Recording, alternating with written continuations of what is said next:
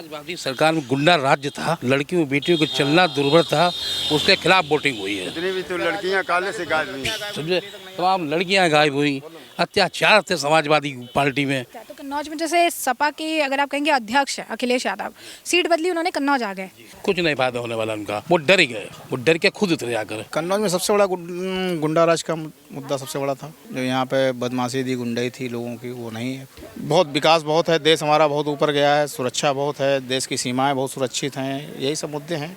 आए दिन कहीं बम नहीं फट रहे हैं, कश्मीर में पत्थरबाजी नहीं हो रही है। यहाँ पे जो दंगे होते थे, उत्तर प्रदेश में बहुत दंगे होते थे, वो तो बिल्कुल नहीं हो रहे हैं। अजय दुबे। अच्छा, वोटिंग कर लिया आपने? जी। एक बार शाही दिखा दीजिए, शायद दिखाओ, इंक दिखा दीजिए। इंक दिखाओ इसे। कन्नौज में आपको क्या लगता है कौन से ऐसे मुद्दे रहे जिनके आधार पर वोटिंग हुई होगी? जो समाजवादी सरकार में गुंडा राज्य था, लड़कियों बेटियों को चलना दुर्भर था, उसके खिलाफ वोटिंग हुई है। जितनी भी तो लड़कियां काले से गायब हुई।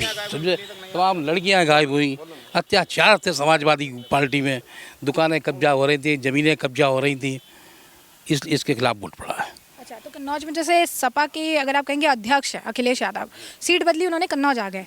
तो आपको क्या लगता है कि ये सीट उन्होंने छोड़ा तो स्पेसिफिक कारण है कि फ़ायदा होगा क्या सपा को, या फिर कुछ भी नहीं मिलने वाला? कुछ नहीं फायदा होने वाला उनका, वो डर ही गए, वो डर के खुद उतरे आकर। जैसे लोग, जैसे अपने लोग चेलों को भेजते जालो जाकर, उसने देखा कि हम चेला नहीं जीत पाएंगे, हम ही टकराएं जाकर उससे, तब इसलिए डर के आया। और दूसरी बात मैंने एक सोच अभी देख रहे हैं, उसके अंदर एक दलित प्रेम, जो अखिलेश इसमें दलित प्रेम दिखा रहे हैं। मैं अखिलेश से पूछना चाहता हूँ, 1995 में जो गेस्ट हाउस कांड हुआ था बहन मायावती साथ, मुलायम सिंह और उनकी जो इज्जत लूटने का प्रयास किया था, उनकी इज्जत किसने बचाई थी? भारतीय जनता पार्टी के कद्दावर नेता ब्रह्मदत्त द्विवेदी ने उनकी इज्जत आई थी। जबकि मायावती यहाँ फरकाबाद कहने आई थी, जब उनकी पत्नी चुनाव लड़ी थी, उन्होंने मंच में कहा था, उनके खिलाफ प्रत्याशी नहीं उतारा था मायावती जी ने, और मायावती जी फरकाबाद में कहा था कि दलित की बेटी की इज्जत इसके हाथ नहीं बचाई थी ब्रह्मदत्त द्विवेदी ने, इसको एक एक वोट देना भारतीय जनता पार्टी को। आज दलित प्रेम दिखा रहे अपने। ये अम्बेडकर कॉलेज का नाम बदला नहीं मिलता, तिरबाग सिंह पे वोट तोड़ा, अम्बेडकर जूतों से पीटा मूता है समाजवादियों ने। आज दलित प्रेम दिखा रहे अपना। कैसे दलित ऐसे हो सकते हैं गुंडे जे, जब गुंडे कभी दलित मदद कर सकते हैं जे?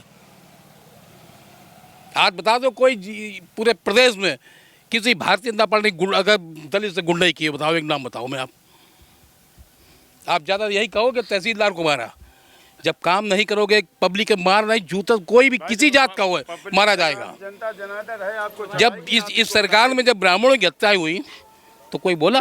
अगर साले हरकत करोगे तो मारे जाओगे, उसमें क्या ब्राह्मण हो चाहे ठाकुर हो, कानून सबके लिए बराबर है। क्यों गलत कह देता? कमल दुबे। वोटिंग कर लिया आपने? हाँ जी। एक बार शाही दिखा दीजिए आप। ठीक है, बढ़िया। कन्नौज में आपको क्या लगता है कौन से ऐसे मुद्दे रहे हैं जिनके आधार पर वोटिंग हुई हो? कन्नौज में जो राम को लाए हैं उनको हम लाएंगे, इस मुद्दे पर वोटिंग कर रहे हैं हम लोग। हाँ जी। और विकास, सुरक्षा, ऐसा कुछ मुद्दा रहा? नहीं, विकास तो हुआ ही हुआ है।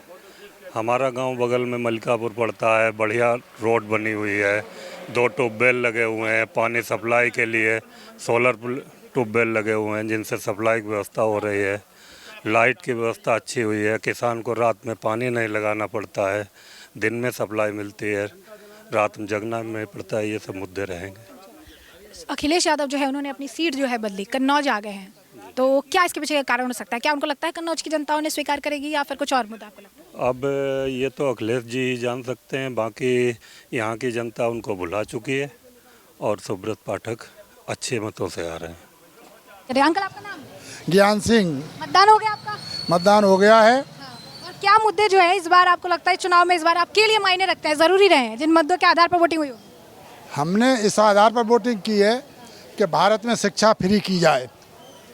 बच्चों को जो 14 साल से, वो 6 साल से 14 साल के संविधान में आर्टिकल 45 में जो दिया गया है, उसको दोबारा उसको फ्री किया है सरकार, उसको हमारे राष्ट्रपति उसको पुनः बहाल करें। और ये 21वें भी था। दूसरी बात ये है कि जो हमारी महंगाई है उस पर कंट्रोल नहीं है, उसी कोई मुद्दा भी कोई नहीं बनाता है, जो कुछ है वो अपने उसमें बनाते हैं। बस यही हमारा एक उद्देश्य है। अच्छा सर, आरक्षण को लेकर बहुत खींचतान देखने के लिए मिली चुनाव में, जमकर बयानबाजी हुई आरक्षण को लेकर, हम ये दे रहे हैं, हम ये करेंगे, हम इतना आरक्षण देंगे। क्या लगता है इसका असर चुनाव पे? इसमें साहब ये है कि जब तक हमें संविधान की जानकारी जिनको नहीं है, चाहे भी कोई वहाँ चुन के जाता है, जब संविधान की हमें जानकारी नहीं है तो वो आरक्षण के मुद्दों के बारे में कुछ नहीं हो। आज 70-74 साल वर्ष हो गए हैं, अभी तक देश की जातीय जनगणना नहीं कराई गई है। जिस दिन जातीय जनगणना हो जाएगी उस दिन ये अपने आप ही लागू हो जाएगा, इसे किसी की ज़रूरत भी नहीं पड़ेगी। इसलिए ये जातीय जनगणना होना बहुत ज़रूरी है, और जब तक ये नहीं होता है तब तक ये ढिढोरा पिट रहा है।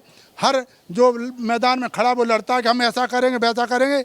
हमारे जो पहले सरकारों ने किया और जब वहाँ पहुँच जाते फिर कुछ नहीं कहते, अरे ये तो कहीं वो है, कहीं जो चुनाव का स्लोगन है ऐसे दिए जाते, कोई ज़रूरी है पूरा किया जाए।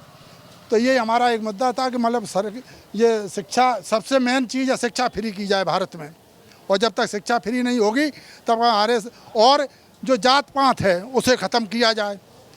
ये मेन मुद्दा है साहब, बस यही हम इतने ही आपको बताए। अच्छा, कन्नौज में ऐसे कौन कौन से ऐसे मुद्दे रहे हैं जिसके आधार पर आपको लगता है कि वोटिंग हुई? कन्नौज में सबसे बड़ा गुंडा राज का मुद्दा सबसे बड़ा था। जो यहाँ पे बदमाशी थी, गुंडाई थी लोगों की, वो नहीं है। सबसे बड़ा मुद्दा तो वही। सुरक्षा बहुत है अभी, सुरक्षा है जी, बहुत ज़्यादा है।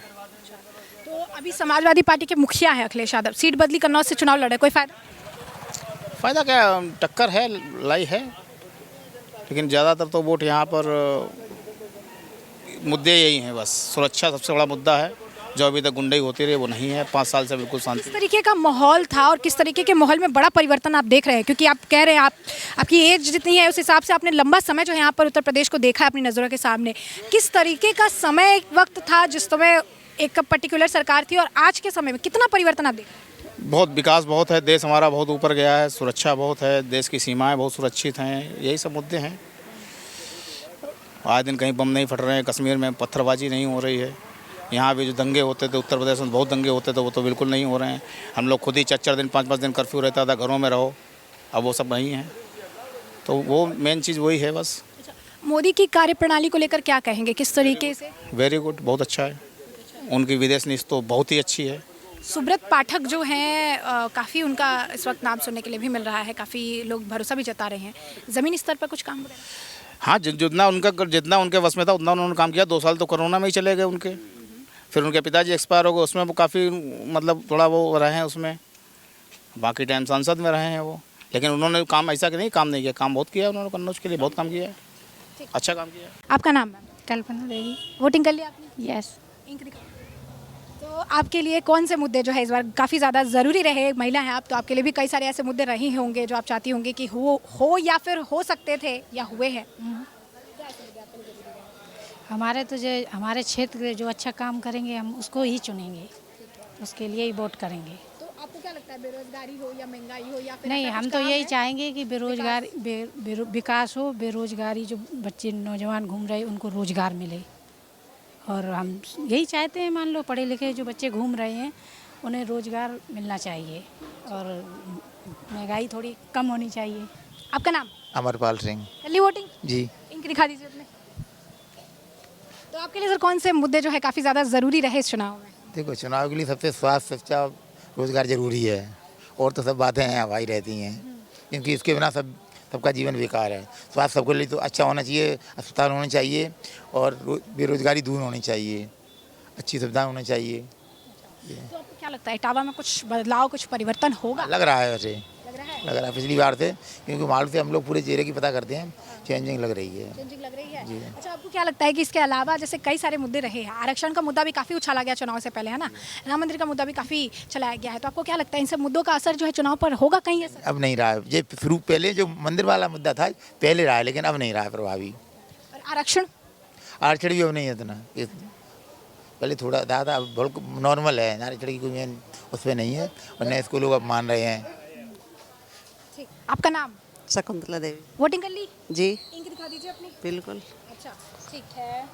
तो आपके लिए कौन से मुद्दे जो है इस चुनाव में ज़रूरी रहे हैं?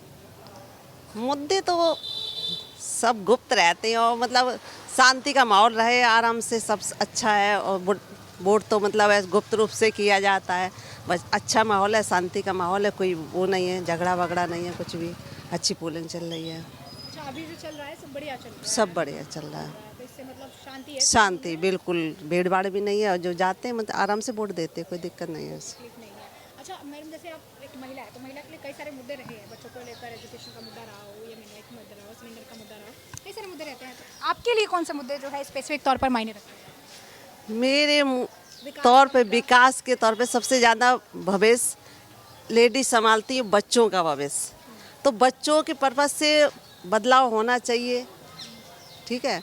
और बच्चों को जो आजकल मतलब नौकरियां नहीं मिल रही हैं, पढ़ाई शिक्षा ऊपर इधर उधर जा रहा है और बजट कम बढ़ता जा रहा है, महंगाई का फीस भी बढ़ रही है, सब कुछ बढ़ रही है, तो वो स्तर रहे अच्छा और सुख शांति घर में, और क्या चाहिए, सब विकास है ही। ठीक है, शुक्रिया मैम। आपका नाम? मैं डॉक्टर जगजीवन राम आज़ाद। स्वतंत्र, निष्पक्ष और अच्छे लोकतंत्र के लिए मतदान जरूरी है और सभी से मेरी अपील है कि मतदान अवश्य करें। धन्यवाद।